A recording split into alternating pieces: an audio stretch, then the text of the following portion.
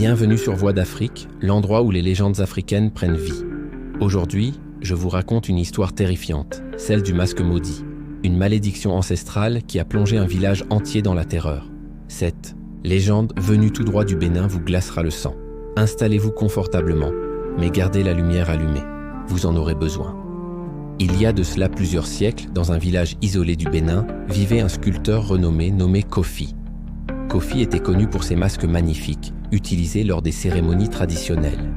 Un jour, un chef de village lui commanda un masque spécial pour une cérémonie secrète. Ce masque devait être différent de tout ce que Kofi avait jamais créé. Il devait incarner l'esprit de la vengeance.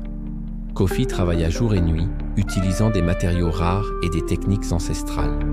Mais alors qu'il sculptait le masque, il commença à entendre des chuchotements dans son atelier. Des voix murmuraient des mots incompréhensibles et l'air devenait de plus en plus froid.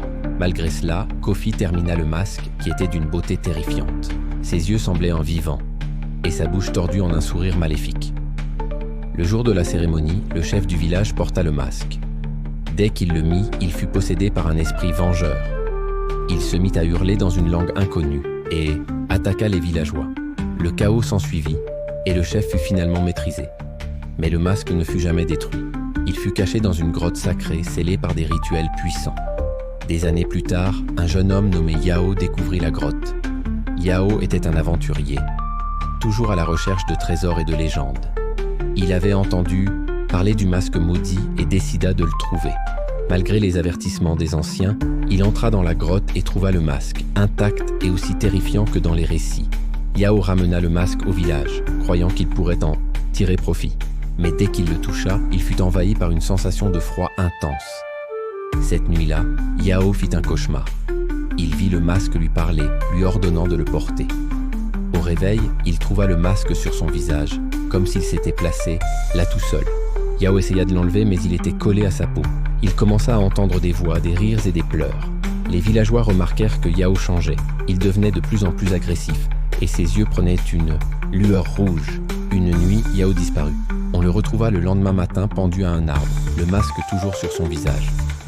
Les villageois, paniqués, décidèrent de brûler le masque. Mais chaque fois qu'ils essayaient, le feu s'éteignait mystérieusement. Finalement, ils décidèrent de le jeter dans un lac profond, espérant que l'eau le garderait enfermé pour toujours. Mais quelques années plus tard, un pêcheur trouva le masque dans son filet. Il le ramena au village, ignorant sa malédiction. Cette nuit-là, le pêcheur fut retrouvé mort, le masque sur son visage.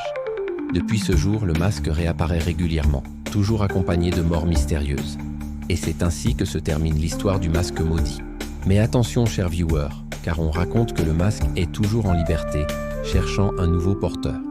Si vous voyez un masque aux yeux brillants et au sourire maléfique, ne le touchez pas.